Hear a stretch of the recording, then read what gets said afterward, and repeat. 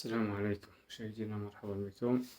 أحد قراءة مختصرة في مباراة ريال مدريد ضد أوساسونا. أنا أدور بزاف على ريال مدريد بالمستوى الذي اللي بنت عليه اليوم. فريق يعني ضعيف جدا، لا على المستوى الحيوية وعلى المستوى التكتيكي. هناك التزام دفاعي، نعم، قوة دفاعية ربما قد تستمر، ولكن لم تمتحن مع فرق مثل أوساسونا. قد تمتحن مع فرق في دوري الأبطال، مع ضد أتلتيكو مدريد، ضد فرق الكبار في إسبانيا، ضد برشلونة. قد يختبر دفاع ريال مدريد. أما من ناحية الوسط الميدان فهو وسط ضعيف جدا بكل صراحة. أردا جولر مازال يعني منسجمش، باقي خصو بزاف تجربة، باقي ضعيف. كذلك إبراهيم دياز مع عدم الاستمرارية وعدم أخذ ثقة كبيرة في نفسه يأثر عليه. باقي ما عندوش ثقة بزاف في مدريد، خصو واحد المدة يلعب أساسي باش يوصل. وإنما هاد الجوج هادو واحد فيهم راه غيوصل، إما أردا جولر اللي خدا فرصة يقدر يوصل ولكن خصهم الوقت. كي واحد نقطة بانت بزاف دابا في مدريد هي أن بدات كتتجه أن فريق ديال النجم الواحد مبابي بدأ يأخذ زمام الأمور، بدأ يتحول ريال مدريد إلى فريق النجم الواحد. يعني كل الحلول تعتمد على كيليان مبابي، كل الحلول الهجومية مع تراجع مستوى فينيسيوس جونيور، وكذلك خروج رودريغو من القائمة. بدا مبابي يأخذ يعني كيهز الفريق على العاتق ديالو ولا على كتفو.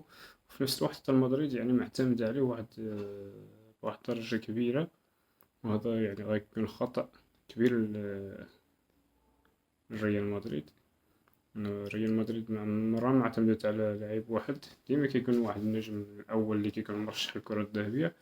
وإنما باش تجي بهاد الطريقة هادي أنه يكون يعني المستوى ديال فينيسيوس اللي هو ضعيف جدا مؤخرا، في نهاية الموسم الماضي ولا في بداية هذا الموسم ولا في كأس العالم للأندية، يعني بدا كيبان أنه اللاعب لم يرتقي للعب مع ريال مدريد. كذلك رودريغو، ورودريغو منذ مدة كبيرة كان بالإمكان يلعب إبراهيم دياز، كان كيفرض راسو أحسن من رودريغو. وفي ديك الساعة يعني ضاع إبراهيم دياز ضاع، حيت مخداش الفرصة ديال يلعب براسو رودريغو، ضيع الوقت بزاف. ومن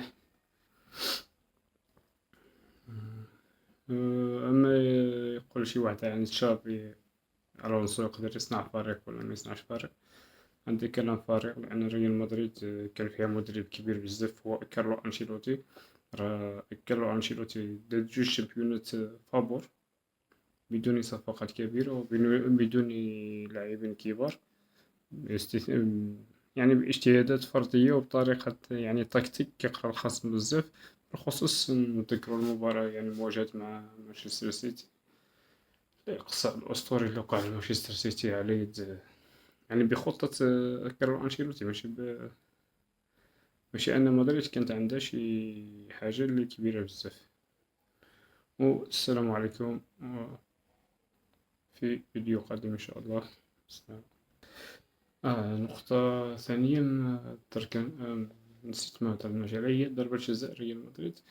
يعني لا تستحق ضربة الجزاء، كاين تدخل ولكن لم يرتقي انه تحسب ضربة جزاء بهذيك التدخل. هذيك اللي هو تدخل عادي، احتكاك عادي ما بين المدافع والمهاجم، ما كانش قصد انه يضرب المهاجم، كان واحد احتكاك بسيط. ولكن مبابي ما قلبش على بينالتي تما، يقدر يعني ما غيطيحش، كان في امكانه يتجاوز انه ما يطيحش كاع. السلام عليكم.